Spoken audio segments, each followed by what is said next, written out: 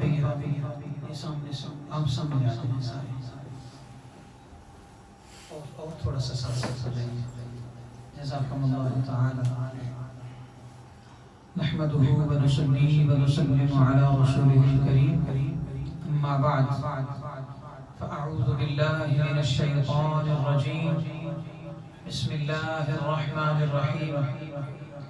الذين ينفقون أموالهم بالليل والنهار سرا وعلانية فلهم أجرهم عند ربهم ولا خوف عليهم ولا هم يحزنون. صدق الله مولانا العظيم. نہایت ہی معزز و مکرم اور محترم اور قابل صد تکریم سامعین و ناظرین کرام، آج کا ہمارا یہ پروگرام اور ہمارا آج یہاں پر جمع ہونا، اس پروگرام کا عنوان ہے عظمت سیدنا ابو بکر صدیق رضی اللہ عنہ اور پیغام امن. آج کے پروگرام میں عظیم قراء کرام نے اپنی اپنی حاضریاں پیش کی. عظیم ثنا خانان شیریں لسان نے اپنی اپنی حاضریاں پیش کی. میں آپ کے سامنے 3 یا 4 احادیث مبارکہ پیش کر کے پھر اجازت چاہوں گا انشاءاللہ.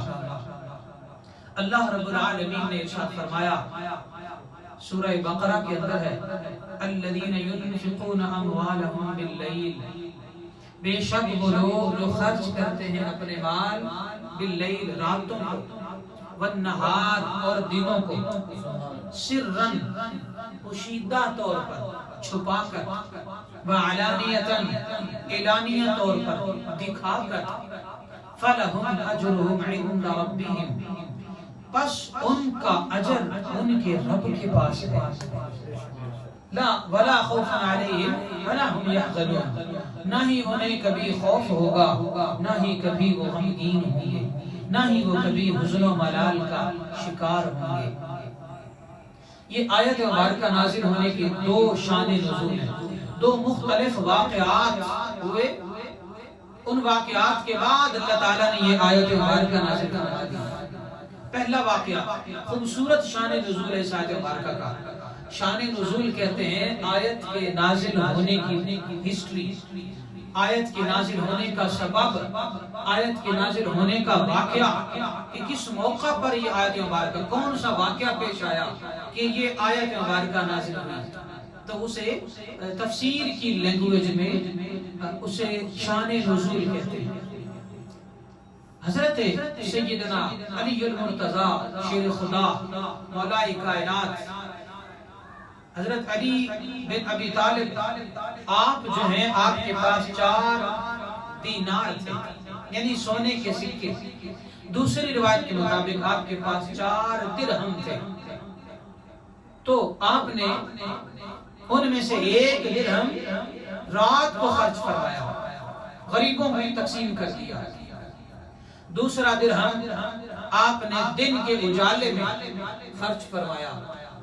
تیسرا درہم آپ نے لوگوں کے مجمع میں تقسیم فرمایا. اور چوتھا درہم آپ نے بالکل خاموشی کے ساتھ اس انداز میں خرچ کیا کہ دوسرے ہاتھ کو بھی خبر نہ ہونے دی. جب یہ واقعہ ہو گیا تو 4 انداز سے حضرت علی رضی اللہ تعالیٰ عنہ نے اپنا مال خرچ کیا. جب مال خرچ کیا تو ادھر سے جبرائیل امین یہ آیت لے کر مصطفیٰ علیہ السلام کی بارگاہ میں حاضر ہوئے کہ اے پیارے پیغمبر علیہ السلام، اللہ کریم نے حضرت علی المرتضیٰ کا اس انداز سے خرچ کرنا اللہ کی رضا کے لیے تھا. اللہ نے اسے اتنا پسند فرمایا ہے کہ اللہ تعالیٰ نے ان کی تعریف کو قرآن مقدس کی آیت بنا کے بنا دیا. دوسرا واقعہ اس آیت کے اترنے کا، تفسیر روح المعانی، تفسیر قدیر، تفسیر روح البیان، تفسیر نعیمی اور دیگر بہت ساری تفاسیر کے اندر باقاعدہ یہ روایت اور شان نزول موجود ہے کہ حضرت سیدنا ابو بکر صدیق رضی اللہ عنہ کے پاس 40,000 درہم تھے. 40,000 درہم. آپ مکہ بلکہ عرب کے بہت بڑے تاجر تھے. بہت بڑے تاجر. تو حضرت سیدنا ابو بکر صدیق رضی اللہ تعالی عنہ آپ نے 10,000 درہم دن کے اجالے میں لوگوں کے سامنے خرچ کیے. دوسرے 10,000 درہم آپ نے رات کے اندھیرے میں لوگوں کے دروازے بجا بجا کر، لوگوں کے دروازوں پہ دستک دے دے کر آپ نے کسی کو 5 درہم، کسی کو 10 درہم، کسی کو 100 درہم، کسی کو 1000 درہم، کسی کو 2000 درہم، کسی کو بکری لے کر دے دی. یوں کر کے آپ نے رات کے سناٹے میں اور رات کے اندھیرے میں 10,000 درہم خرچ کیے. 20,000 ہو گئے تو تیسرے 30,000 10,000 جو ہیں وہ درہم حضرت ابو بکر صدیق رضی اللہ تعالیٰ عنہ نے لوگوں کو دکھا کر جو ہے نا، یعنی باللیل 10,000 رات کو، بالنہار 10,000 دن کو، اور سرن 10,000 پوشیدہ طور پر راتوں کو، اور وعلانیتاً پھر 10,000 مجموعے کو اکٹھا کیا اور فرمایا یہ آپ کے، یہ آپ کے، یہ آپ کے. یوں کر کے 10,000 درہم خرچ کر دیے تو کل 40,000 درہم ہوئے. ادھر 40,000 درہم سیدنا صدیق اکبر خرچ کر چکے، ادھر جبرائیل امین دوبارہ یہ آیت مبارکہ ان کی شان میں لے کر آئے. آپ اندازہ کریں کہ ایک آیت مبارکہ ہے جس طرح سورہ فاتحہ کے بارے میں ہے، دیگر کئی اور صورتیں ہیں وہ کئی بار نازل ہوئی ہیں، کئی آیات کئی بار نازل ہوئی ہیں. اسی طرح یہ آیت مبارکہ جو ہے اس کو اللہ تعالیٰ نے نازل ہونے کی 2 وجوہات ہیں. ایک سیدنا علی المرتضیٰ کی صحابت رضی اللہ عنہ علیہ السلام، اور دوسری سیدنا ابو بکر صدیق رضی اللہ عنہ کی صحابت. تو پتہ چلا حیدر کرار وہ ہیں کہ جن کی عظمت میں اللہ قرآن نازل کرتا ہے. پھر پتہ چلا سیدنا ابو بکر صدیق رضی اللہ عنہ وہ ہیں کہ جن کی شان میں اللہ قرآن کی آیات نازل کرتا ہے. اور اس آیت مبارکہ کے نازل ہونے کی وجہ 2 جید صحابہ، جو 2 جید وہ صحابہ جو دونوں امیر المؤمنین ہیں، وہ جید صحابہ جو آقا رسول اللہ علیہ وسلم کے بڑے مقرب ہیں. ایک سیدنا ابو بکر صدیق رضی اللہ عنہ کہ جن کی بیٹی آقا علیہ السلام کے گھر ہے، اور دوسرے سیدنا علی المرتضیٰ رضی اللہ عنہ کہ جن کے گھر مصطفیٰ علیہ السلام کی بیٹی ہے. تو پتہ چلا دونوں رشتے بڑے عظیم ہیں. لہٰذا ہمیں چاہیے کہ آج کے دور میں بھی ہم سیدنا صدیق اکبر کی بھی عزت کریں اور ان سے بے پناہ پیار کریں، کیونکہ مصطفیٰ کے گھر میں صدیق اکبر کی بیٹی ہے اور ان کے لیے قرآن اترتا ہے. اور پھر ہم سیدنا حیدر کرار سے بھی بے پناہ محبت کریں، کیونکہ ان کے گھر میں مصطفیٰ علیہ السلام کی بیٹی ہے اور ان کی شان میں بھی قرآن اترتا ہے. اتنی خوبصورت نسبت ہے. لہذا اس ایک آیت کو سامنے رکھتے ہوئے، اس ایک آیت کو مد نظر رکھتے ہوئے اگر ہم سوچیں، یعنی اگر میرا آپ میں سے کسی کا یا کسی اور شخصیت کا نام ورلڈ بک میں آ جائے، Guinness book of the world اس میں آ جائے، تو اگلی نسل بھی فخر کرتی ہے کہ فلاں نے تو اتنا معرکہ مارا ہے کہ 7.5 ارب انسانوں میں واحد وہ بندہ ہے جس نے یہ کام کر دیا ہے اور ورلڈ بک میں اس کا نام آ گیا ہے. یہ بہت بڑی بات ہوئی نا. اچھا، جس کا نام ورلڈ بک میں آیا ہے ضروری نہیں کہ ہر ایک کا ذکر نصاب کی کتابوں میں بھی کیا جائے. پھر آپ میں سے کسی کا ذکر یا کسی انسان کا یا ہمارے جاننے والے کا ذکر نصاب کی کتابوں میں آ جائے تو اسے نسلیں بڑھتی ہیں، اس کو کروڑوں بچے اس کا تعارف لیتے ہیں اور پھر وہ بچے اپنی اگلی نسلوں تک اسے پہنچاتے ہیں. یہ بڑی فضیلت کی بات ہے. جب دنیا کی کتابوں کے اندر ہونے والا ذکر فخر کی دلیل ہے، جب دنیا کی کتابوں کے اندر ہونے والا تذکرہ جو ہے یا ہسٹری بیان کی جائے تو وہ فخر کرتے ہیں لوگ بھی، اور گھر والے بھی، اور اس کے دوست بھی، اس کے علاقہ کے لوگ بھی، حتیٰ کہ اس کے ملک کے لوگ بھی فخر کرتے ہیں. تو پھر کیوں نہ ہم فخر کریں صدیق کی ذات پر، پھر کیوں نہ ہم فخر کریں حضرت علی المرتضیٰ کی ذات پر کہ جن کا ذکر رب نے اس قرآن میں نازل کر دیا ہے کہ جو قرآن اللہ کی آخری کتاب ہے اور جو قیامت 1400 سال سے پڑھی جا رہی ہے، جس کا پڑھنا بھی عبادت، جس کا سننا بھی عبادت، جس کا تکنا بھی عبادت، جس کا ذکر کرنا بھی عبادت، جس کو سوچنا بھی عبادت. اور وہ قرآن اس جہان میں بھی ہمارا سہارا ہے اور اس جہان میں بھی ہمارا سہارا ہے. اور پھر صرف 1400 سال سے نہیں پڑھی جا رہی، آگے بھی پتہ نہیں کتنی صدیوں میں پڑھا جائے گا۔ تو اس قرآن مقدس میں جو لوح محفوظ پر تھا، جس میں صدیق اکبر کا ذکر آ جائے اور ان کی عظمت میں آیت قرآن اتر آئے، تو اس صدیق اکبر کی جو عظمت ہے اس پر ہم کیوں نہ فدا ہو جائیں، اس پر کیوں نہ ہم قربان ہو جائیں، کیونکہ ان کی شان میں قرآن اترتا ہے۔ آئیے اگلی بات حدیث کی طرف آتے ہیں۔ میرے سامنے یہ حدیث کی کتاب ہے المستدرک۔ میرے پاس بہت سارا مواد تھا مگر میں نے سوچا المستدرک کی چند حدیثیں آپ کے سامنے رکھتا ہوں۔ المستدرک جلد نمبر 3 ہے، صفحہ نمبر ہے 1334، 1335، 1336۔ ان 2-3 صفحات کے اوپر احادیث مبارکہ۔ حضرت سیدنا یحییٰ عن ابی یحییٰ، یہ حدیث پاک جو ہے نا یہ پوری روایت کے ساتھ آئی ہے، اور حضرت عائشہ بنت طلحہ اور حضرت عائشہ ام المؤمنین سیدہ عائشہ الصدیقہ رضی اللہ تعالی عنہا ان سے روایت ہے، اور یہ المستدرک کی حدیث نمبر 4459 ہے، 4459، 4459۔ تو یہ روایت جو ہے یہ بیٹھ جاؤ بیٹا، بیٹھ جاؤ، نہیں جانا ادھر، ادھر بیٹھو شاباش۔ تو یہ روایت جو ہے 4459 ہے۔ کتنی خوبصورت روایت ہے، کتنی خوبصورت، ذرا توجہ کیجئے گا۔ حضرت عائشہ رضی اللہ عنہا بیان فرماتی ہیں، قال رسول اللہ صلی اللہ علیہ وآلہ وسلم، کہتی ہیں کہ رسول اکرم صلی اللہ علیہ وآلہ وسلم نے ارشاد فرمایا، من شرہ ان ينظر الى عتیق من النار، یہ الفاظ ہیں وحی الہی جس زبان پر اترتی ہے اس زبان سے جاری ہونے والے مصطفیٰ علیہ السلام کے الفاظ، من شرہ ان ينظر الى عتیق من النار، جو شخص کہ اسے خوش کرے یہ بات، میں کیا تمہیں ایسی بات بتا دوں کہ وہ بات تم لوگوں کو خوش کر دے، تمہارا دل باغ باغ ہو جائے، تمہارے ایمان مضبوط ہو جائیں، تمہارے ایمان تازہ ہو جائیں، تمہاری طبیعتوں میں فریشنس آ جائے اور تمہارے ایمانوں میں اور کیف و سرور اتر آئے، وہ بات بتاؤں؟ فرمایا آقا علیہ السلام نے، من شرہ ان ينظر الى عتیق من النار، وہ سنو کسے یہ بات خوش کرتی ہے وہ خوش ہو جائے، اور وہ بات یہ ہے کہ اگر تم یہ دیکھنا چاہتے ہو کہ دنیا میں چلتی پھرتی ایک وہ ہستی دیکھ لو جسے اللہ نے آگ جہنم کی آگ سے آزاد کر دیا ہے، اگر ایسی ہستی کو دیکھنا چاہو تو فرمایا فَلْيَنْظُرْ إِلَىٰ أَبِي بَكْرٍ،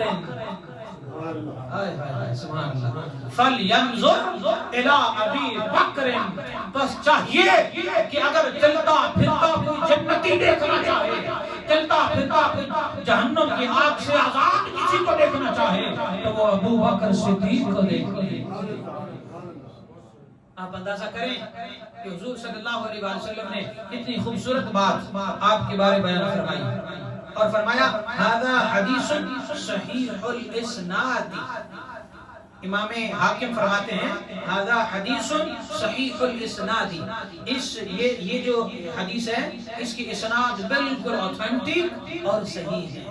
تو پتہ چلا جس کے جنتی ہونے کی گواہی مصطفیٰ دیتے ہیں اس کا تو ذکر بھی عبادت ہے، جس کے جنتی ہونے کی گواہی زبان مصطفیٰ علیہ السلام سے جاری ہو جائے ان کا تذکرہ کرنا بھی ثواب ہے، اور ان سے محبت آقا علیہ السلام نے فرمائی ہے، اسی لیے تو فرمایا کہ جسے خوش کرے یہ بات کہ وہ جنتی کو دیکھنا چاہے وہ ابو بکر کو دیکھے۔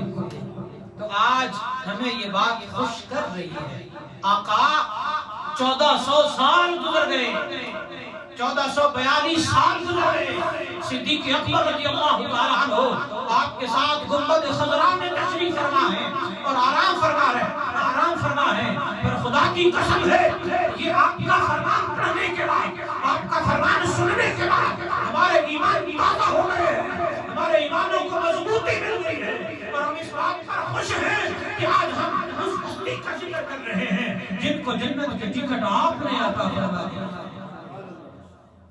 جن کو جنت کے ٹکٹ آپ نے عطا فرما دیے ہیں، ہم ان کا ذکر سن کر بھی خوش ہیں، ذکر بیان کر کے بھی خوش ہیں۔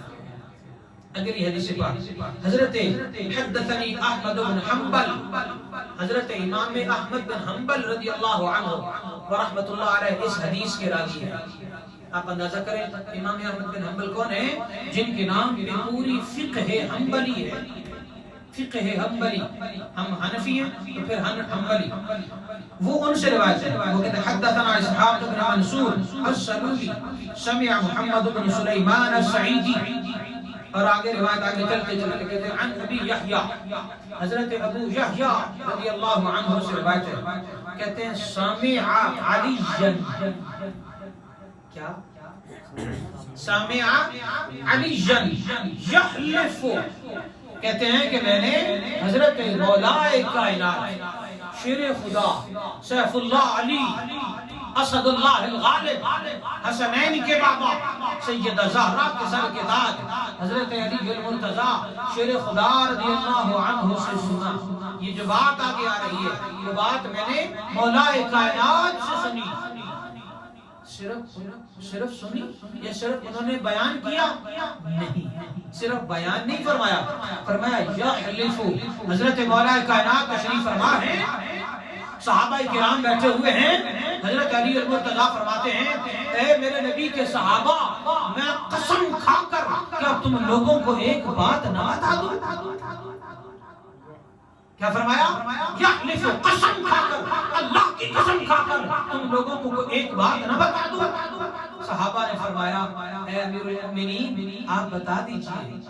حضرت علی فرماتے ہیں لَأَنزَلَ اللَّهُ تَعَالَى اسم ابی بکر من السماء صدیقا، فرمایا وہ قسم کھا کر جو بات بتا رہا ہوں کہ خدا کی قسم ہے میرے بھائی حضرت سیدنا ابو بکر رضی اللہ عنہ ان کا جو نام ہے، ان کا جو لقب ہے صدیق، وہ لقب رب کائنات نے آسمان سے بھیجا تھا ان کے لیے۔ جب سیدنا صدیق اکبر نے آقا علیہ السلام کی معراج کی رات کے بعد تصدیق کی کہ ابو جہل نے کہا وہ یہ بھی دعویٰ کرتے ہیں کہ وہ مسجد اقصی کو دیکھا ہے، صدیق فرماتے ہیں صدقتا، اور ابو جہل کہنے لگا وہ یہ بھی کہتے ہیں میں آسمان پر گیا، صدیق فرماتے ہیں صدقتا، اور ابو جہل کہنے لگا تیرے دوست اور تیرے رفیق کہتے ہیں میں سدرۃ المنتہا پر گیا، صدیق نے فرمایا صدقتا، اور پھر ابو جہل نے کہا تیرے رفیق یہ کہتے ہیں کہ میں جنت کو دیکھا، صدیق اکبر کہتے ہیں ابو بکر کہتے ہیں صدقتا، پھر ابو جہل نے کہا تیرے رفیق جو ہیں یعنی محمد صلی اللہ علیہ وآلہ وسلم وہ یہ فرماتے ہیں کہ میں عرش الہی کی سیر کر کے آیا ہوں، میں رب سے گفتگو کر کے آیا ہوں، میں نے اللہ کو سر کی آنکھوں سے اللہ کے نور کو دیکھا ہے۔ صدیق اکبر فرماتے ہیں، ابو بکر فرماتے ہیں صدقتا محمد صلی اللہ علیہ وآلہ وسلم، یا رسول اللہ جو بھی آپ نے فرمایا آپ نے سچ فرمایا، میں بغیر دیکھے آپ کی ہر بات کی تصدیق کرتا ہوں۔ ادھر صدیق کا یہ کہنا تھا، یہ تصدیق کرنا تھا، ادھر رب کائنات نے آقا علیہ السلام کے دل انور پر، قلب انور پر القاء کر دیا کہ یہ ابو بکر آج کے بعد صدیق اکبر ہو گیا ہے، صدیق اکبر ہو گیا ہے۔ اور یہ گواہی کون لے رہا ہے؟ حضرت علی المرتضیٰ شیر خدا مولا کائنات رضی اللہ عنہ وعلیہ السلام۔ حدیث بیان ہو چکی، آئیے اس سے دو سبق حاصل کرتے ہیں۔ ویسے تو بڑے سبق ہیں، بڑے اسباق ہیں اس میں، پر دو اسباق حاصل کرتے ہیں۔ سب سے پہلا یہ کہ حضرت ابو بکر صدیق رضی اللہ عنہ ان کی صداقت کی گواہی حیدر کرار دے رہے ہیں۔ تو جس کی گواہی حضرت علی المرتضیٰ حیدر کرار دیں ان کی صداقت کی گواہی پھر ہر علی کرنے والا بھی دے۔ چاہیے یہ ہے کہ جو بھی علی کو مانتا ہے وہ صدیق کی صداقت کو ضرور مانے گا۔ چاہیے یہ ہے کہ جو علی کی ولایت کو مانتا ہے، جو علی کی عظمت کو مانتا ہے، جو علی سے محبت کرتا ہے، وہ صدیق کی صداقت کی بات بھی کرے گا، وہ صدیق کی عظمت کا تذکرہ بھی کرے گا، وہ صدیق کے بارے محبت کا اظہار بھی کرے گا، جیسے حضرت علی المرتضیٰ کے بارے کیا ہے۔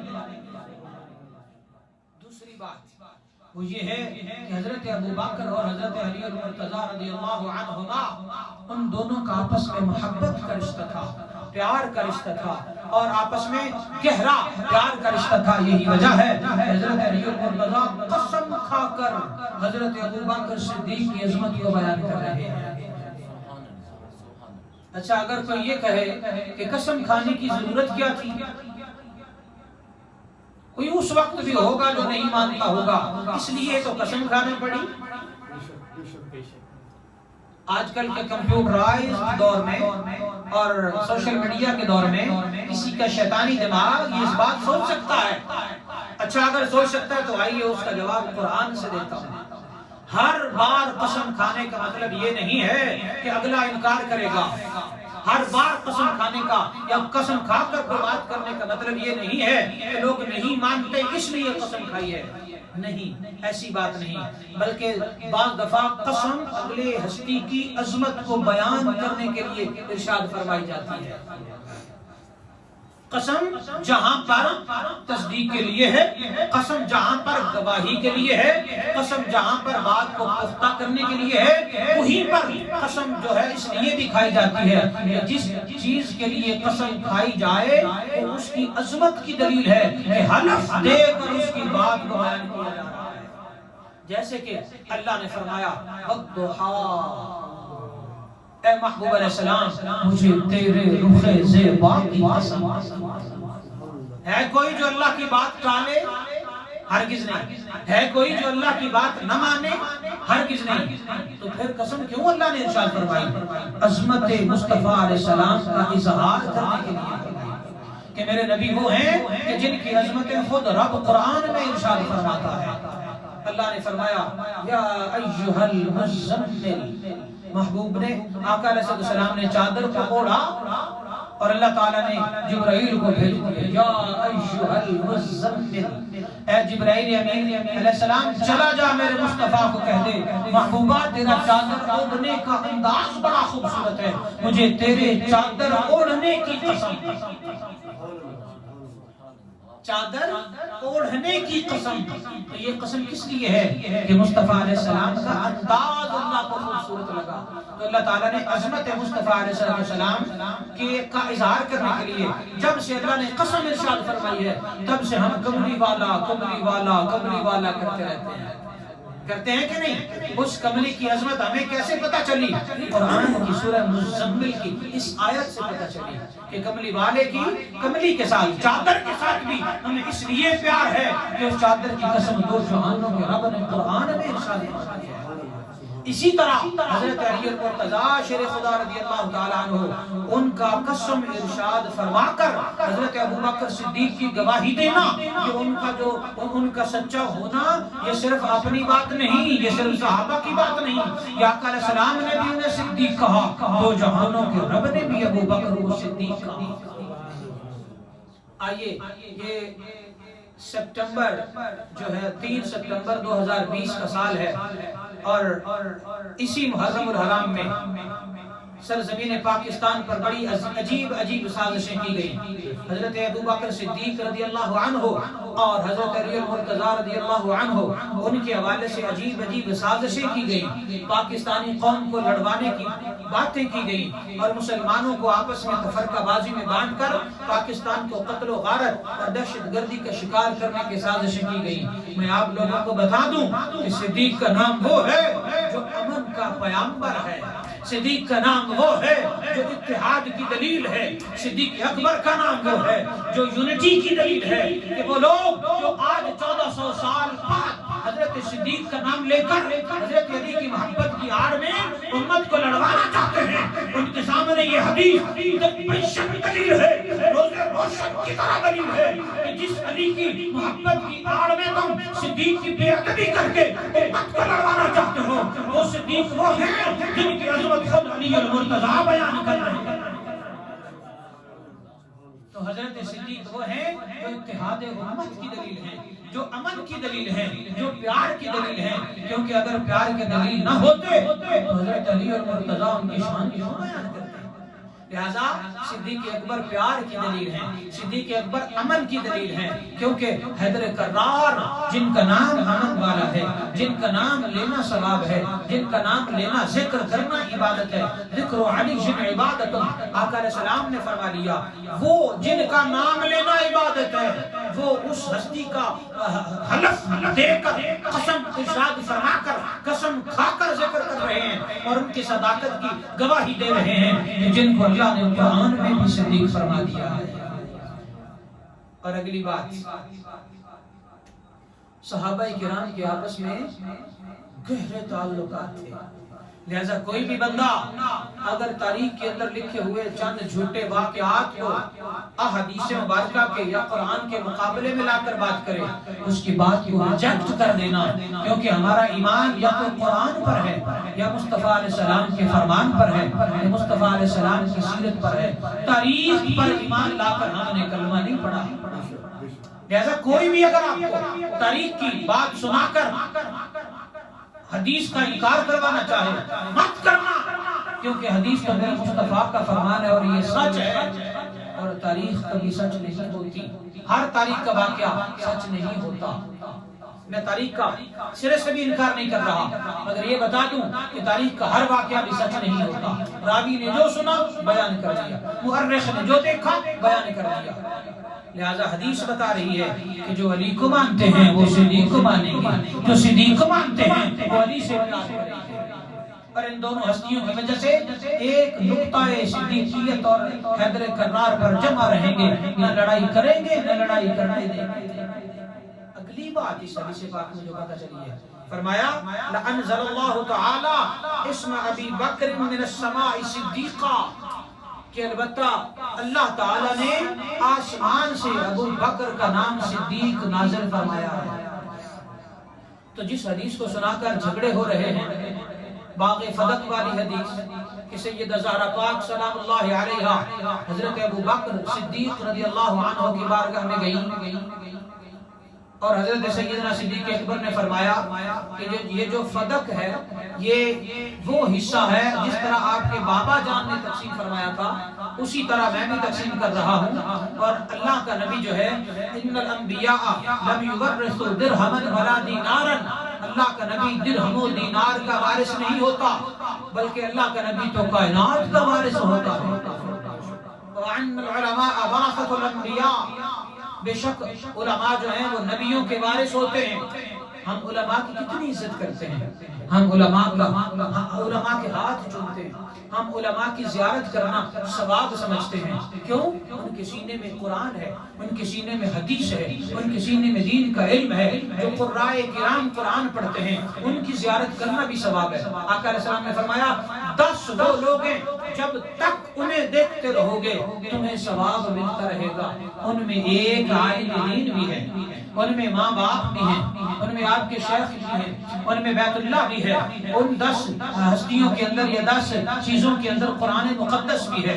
اس طرح بہت سارے یعنی 10 چیزیں ہیں تو ان میں ایک علماء بھی ہیں۔ آقا صلی اللہ علیہ وسلم نے جو فرمان دیا تھا کہ میری وراثت یہ فدق کی 32 کھجوریں نہیں ہو سکتی، 32 کھجوریں تھی باغ فدق میں جس کو لے کر 1400 سال سے یہودی مسلمانوں کو لڑوانے کی سازشیں کر رہے ہیں۔ لاکھوں لوگ جو ہیں وہ قتل و غارت کا شکار ہو چکے ہیں مگر انہوں نے یہ مسئلہ ختم نہیں ہونے دیا۔ کیوں؟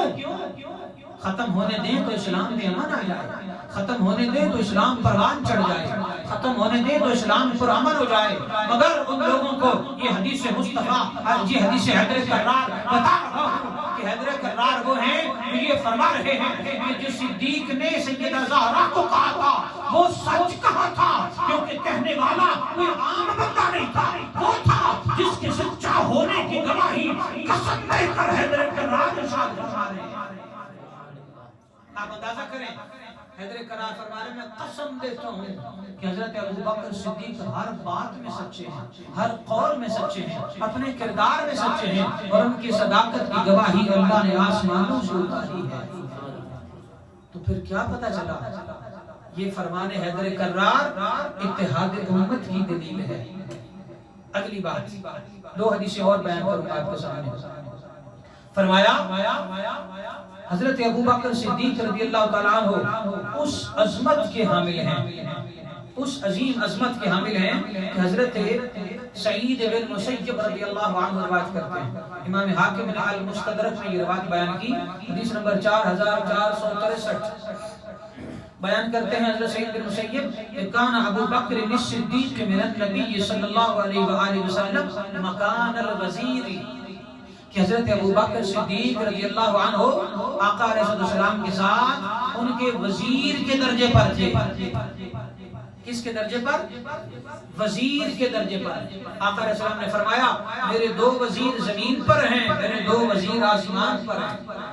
جو آسمان پر ہیں وہ جبرائیل و میکائیل ہیں، اور جو زمین پر ہیں وہ ابو بکر صدیق و عمر فاروق ہیں۔ یہ آقا علیہ السلام نے فرمایا۔ تو وزیر مصطفیٰ کون ہے؟ حضرت ابو بکر صدیق رضی اللہ عنہ۔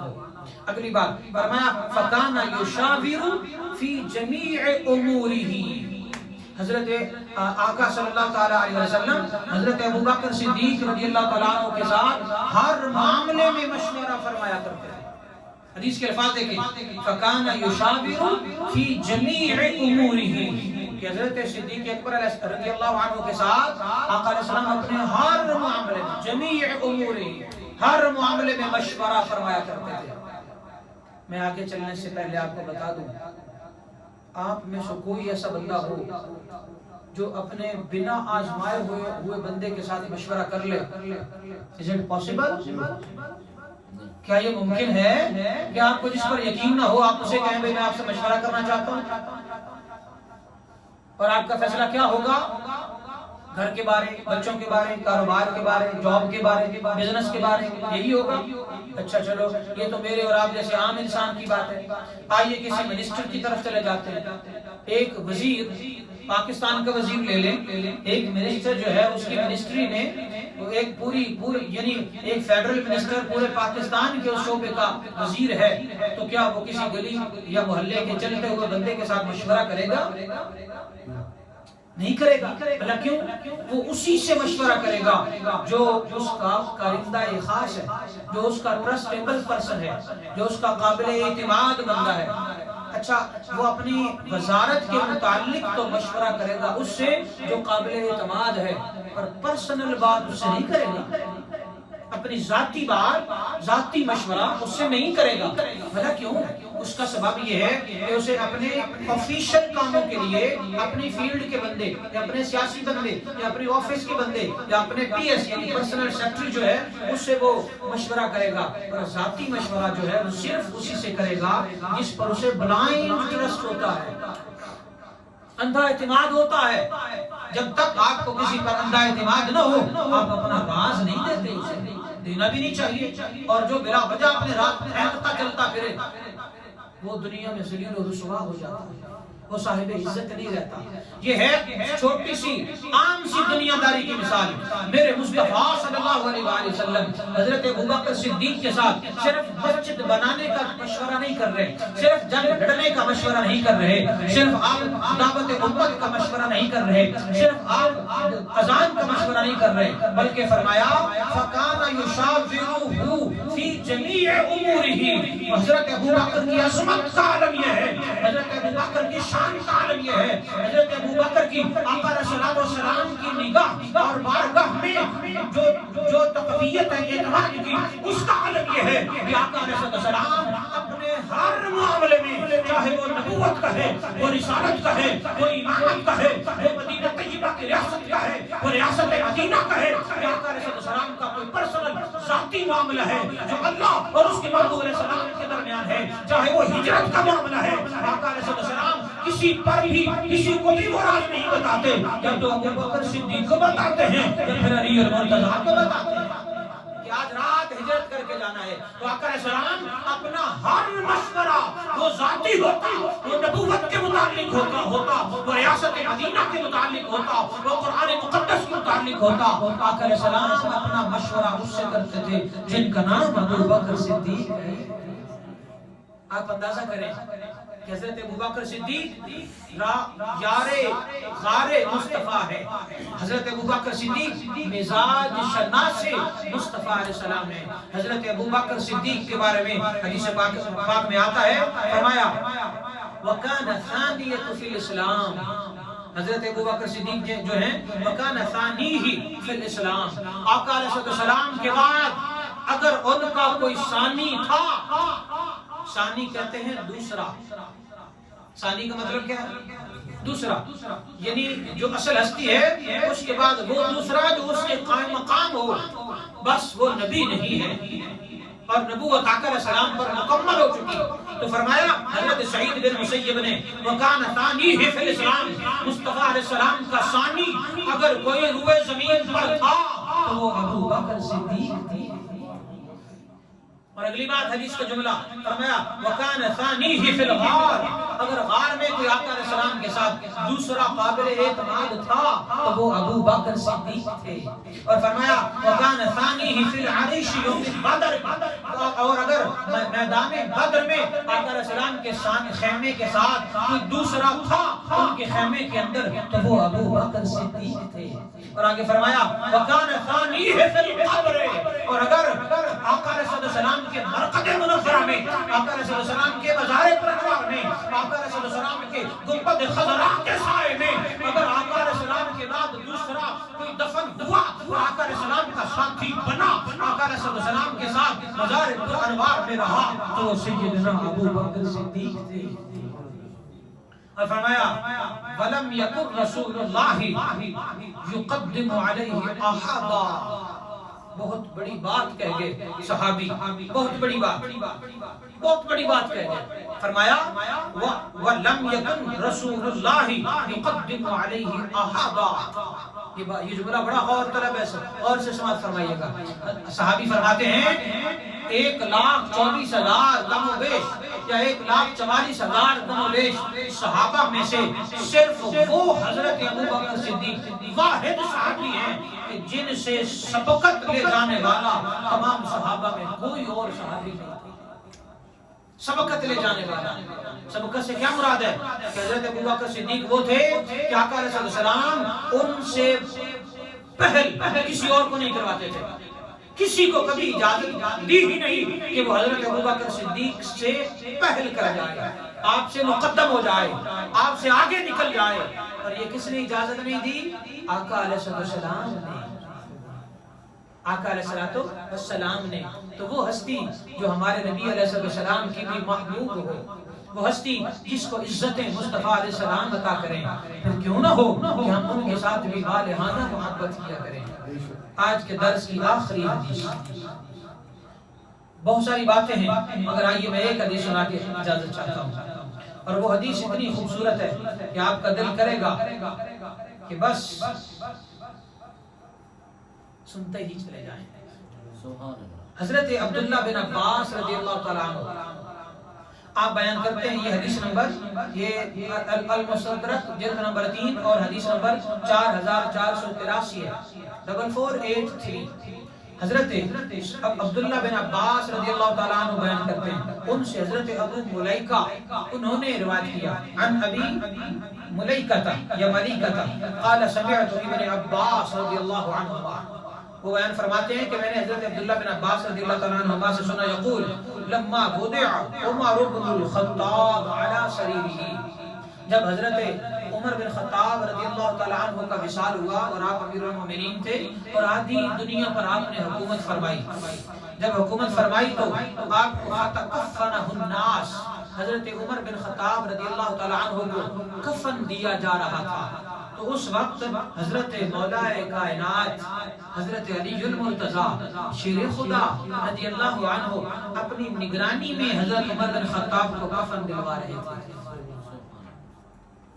اندازہ کیا محبت کا کہ حضرت عمر بن خطاب کے ساتھ حیدر کرار کی محبت کا عالم کیا ہے. آپ آج کے مبلغین کو سنیں تو وہ ان کی آپس میں لڑائیاں کرواتے ہوئے نظر آ رہے ہیں، اور اگر آپ حدیث مصطفیٰ کو پڑھیں تو ہمیں ان کی محبت کے گہرے ثبوت مل رہے ہیں. اس سے آپ کو اندازہ ہو جانا چاہیے کہ جب بھی کوئی عمر اور علی کے درمیان مخالفت کی بات کرے تو وہ اسلام کے خلاف سازش کرتا ہے. اگر کوئی ابو بکر صدیق کو علی کے خلاف بات کرے تو وہ اسلام کے خلاف سازش کرتا ہے. اور اگر کوئی حضرت ابو بکر صدیق کو سیدہ زہرا کے درمیان مخالفت کی بات کرے تو وہ بات اسلام کی نہیں ہوگی، وہ بات جھوٹ کی ہوگی. اور وہ ایسی بات کرنے والا چاہے کسی منبر پر بیٹھا ہو، چاہے کسی مسند پر بیٹھا ہو، چاہے کسی عہدے پر بیٹھا ہو، چاہے وہ مذہبی شخصیت ہو، وہ جبہ قبا پہن کے بیٹھا ہو، یا پھر کسی وزارت پر ہو، یا پھر کسی ٹی وی چینل پر اینکر بن کے بیٹھا ہو، یا پھر کوئی ذاکر بن کے بیٹھا ہو، یا کوئی علامہ فہامہ بن کے بیٹھا ہو، یا کوئی پیر طریقت بن کے بیٹھا ہو جو حیدر کرار اور حضرت ابو بکر کے درمیان لڑائی کی بات کرے، جو کوئی حضرت ابو بکر اور سیدہ زہرا کے درمیان لڑائی کی بات کرے، وہ اسلام کے خلاف بات کرتا ہے، وہ اسلام کے خلاف سازش کرتا ہے. اس کا کوئی اور مطلب اس کے علاوہ ہو ہی نہیں سکتا. لہذا مت سنیں کسی کی بات. اور یہ حدیث پاک کیا بیان فرماتی ہے؟ فرمایا فَتَكَفَّنَهُ النَّاسُ يَدْعُونَ لَهُ وَأَنَا فِيهِمْ وَأَنَا فِيهِمْ. حضرت علی المرتضیٰ شیر خدا رضی اللہ تعالی عنہ ابھی آئے نہیں. حضرت عبداللہ بن عباس فرماتے ہیں جب حضرت عمر بن خطاب کو کفن دیا جانے لگا تو فجاء علی بن ابی طالب. جب کفن دیا جانے لگا تو حضرت علی بن ابی طالب تشریف لائے. آپ آئے، اپنی نگرانی میں کفن دینے لگے، دلوانے لگے. اور فرمایا فقال، تو آپ نے فرمایا انی کنت لأظن ان یجعلک اللہ مع صاحبیک. اور حضرت عمر بن خطاب رضی اللہ عنہ آپ وصال فرما چکے ہیں، یعنی آپ جام شہادت نوش کر چکے ہیں. تو اس وقت آقا علیہ السلام کے پیارے صحابی حسنین کے بابا سیدہ زہرا سلام اللہ علیہا کے سرتاج اور جنتی نوجوانوں کے سردار جو ہیں ان کے بابا حضرت علی المرتضیٰ مولا کائنات نے فرمایا اے عمر بن خطاب، میں یہ دیکھ رہا ہوں کہ میں اپنی نگاہ ولایت سے بھی دیکھ رہا ہوں، میرا دل گواہی دے رہا ہے کہ آپ کو آپ کے دو صاحبوں کے درمیان دفن کیا جائے گا. دو صاحبوں کے درمیان دفن کیا جائے گا. حدیث کے الفاظ ہیں انی کنت لأظن، بے شک میں یہ گمان کر رہا ہوں ان یجعلک اللہ، کہ اللہ تعالیٰ کر دے گا آپ کو مع صاحبیک، آپ کے دونوں صاحبوں کے ساتھ. یعنی جہاں آقا علیہ السلام دفن ہے، جہاں حضرت صدیق اکبر آرام فرما ہے، اللہ تعالیٰ آپ کو بھی وہیں پر آرام کرنے کا موقع عطا فرمائے گا. موقع کون عطا کرے گا؟ بولیے نا. ان یجعلک اللہ، اللہ آپ کو موقع دے گا. پتہ چلا گنبد خضراء میں دفن ہونا کسی کے بس کی بات نہ تھی. گنبد خضراء میں دفن ہونا کسی کے اپنے اختیار کی بات نہ تھی. گنبد خضراء میں دفن ہونا اور حجرہ عائشہ میں دفن ہونا کسی کے اختیار میں نہ تھا. علی المرتضیٰ کا بھی یہ عقیدہ ہے، علی المرتضیٰ کا بھی یہ ایمان ہے کہ گنبد خضراء میں اگر کوئی دفن ہوتا ہے اللہ چاہے تو دفن ہوتا ہے، اللہ جہاں دوسروں کو چاہے دوسرے وہی دفن ہوتے ہیں. یہ کون کہہ رہا ہے؟ مولائے کائنات. حدیث آگے چلانے سے پہلے میں آپ کو بتا دوں اس بات پر بھی اسلام کے دشمن سازش کرتے ہیں. اس بات پر بھی صحابہ کرام کے بارے میں اور ازواج مطہرات کے بارے میں الزام لگاتے ہیں، توہین کرتے ہیں. اور مرکز قادریہ پر بیٹھ کر میں آپ کو اس بات کی وضاحت کر دوں کہ آج یوم سیدنا صدیق اکبر ہم منا رہے ہیں اور پیغام امن کی بات کر رہے ہیں.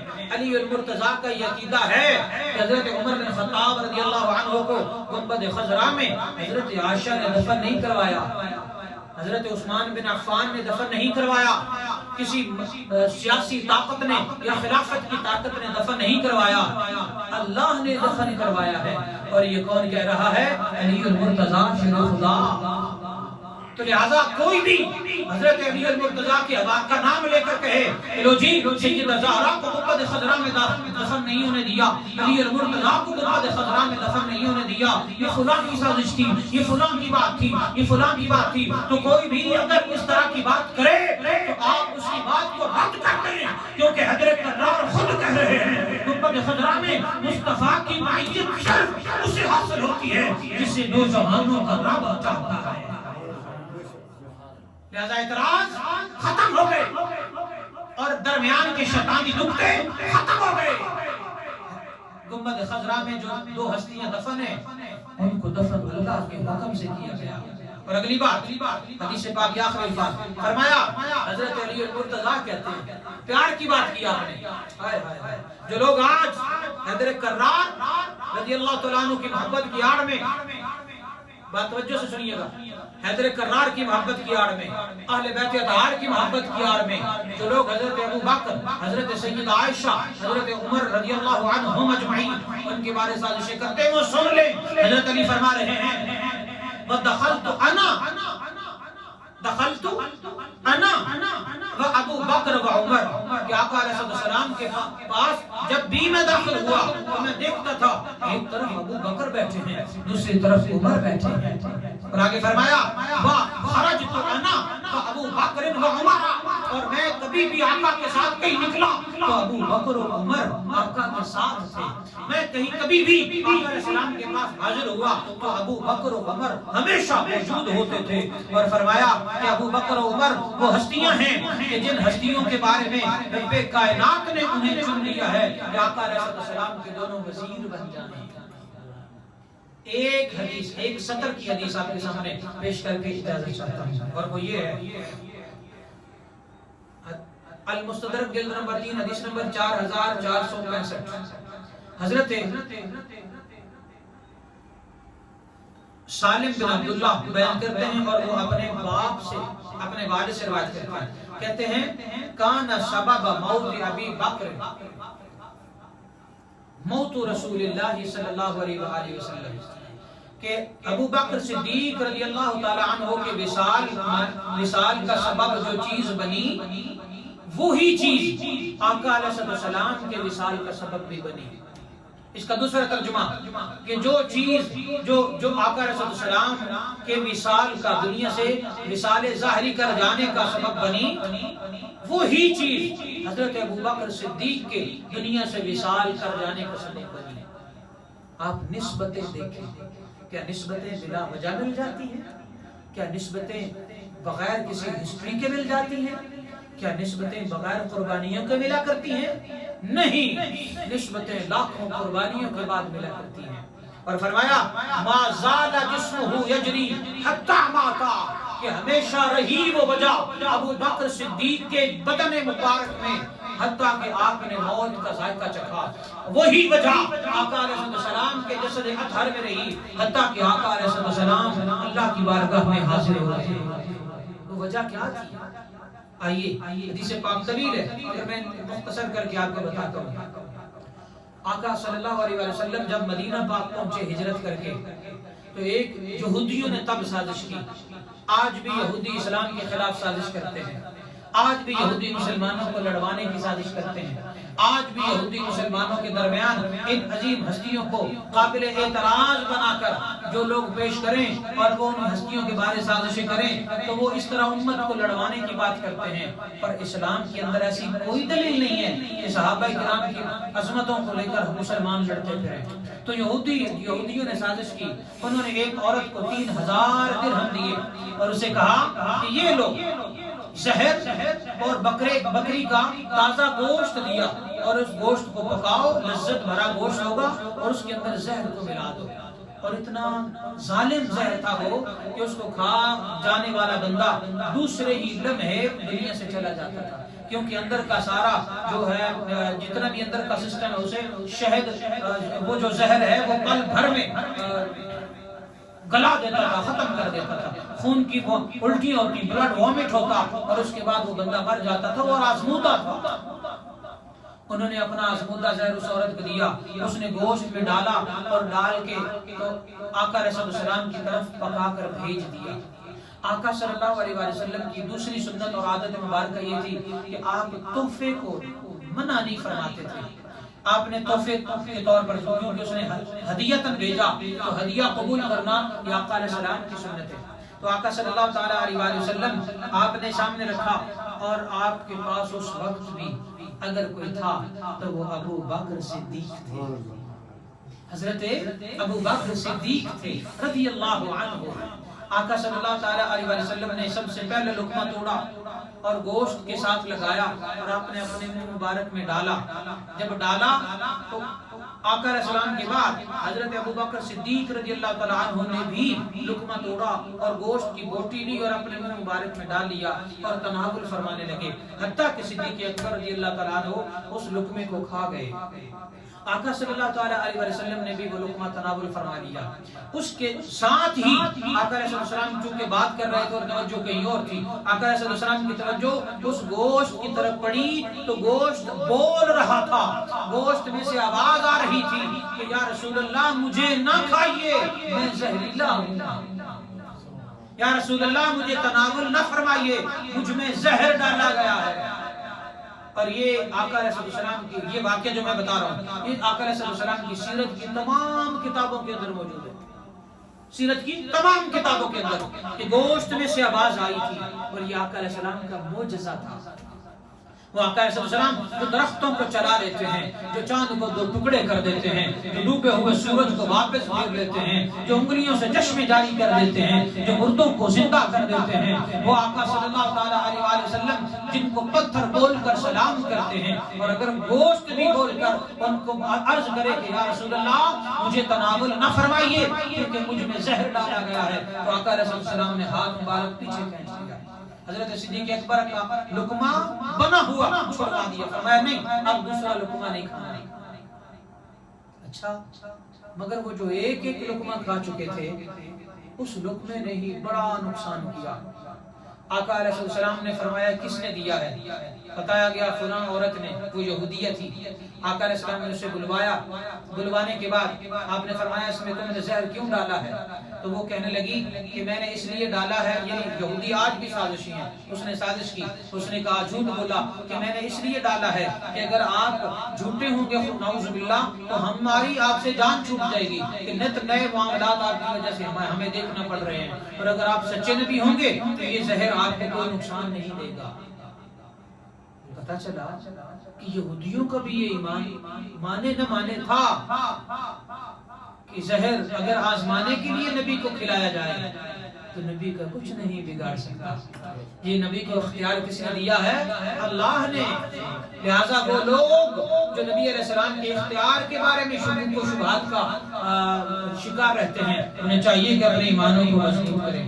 تو آقا علیہ السلام کے معجزے کا اظہار اس وقت صرف آقا کی ذات پر نہ ہوا، ابو بکر صدیق پر بھی ہوا. تو آقا علیہ السلام نے صدیق اکبر رضی اللہ تعالیٰ عنہ کو بھی آپ نے ان کے دست اقدس ان کے اوپر پھیرا اور فرمایا اللہ کی بارگاہ میں دعا کی یا رب العالمین یہ زہر جیسے مجھ پر اثر نہیں کرے گا یا اللہ اسے صدیق اکبر کو بھی اس کے شر سے محفوظ کرے.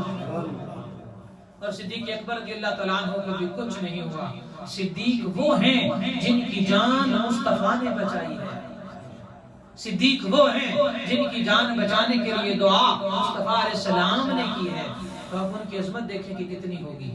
اگلی بات، آخری بات، اور وہ یہ ہے کہ صدیق اکبر رضی اللہ تعالیٰ عنہ آج بھی گنبد خضرا میں آقا صلی اللہ علیہ وآلہ وسلم کے ساتھ تشریف فرما ہے.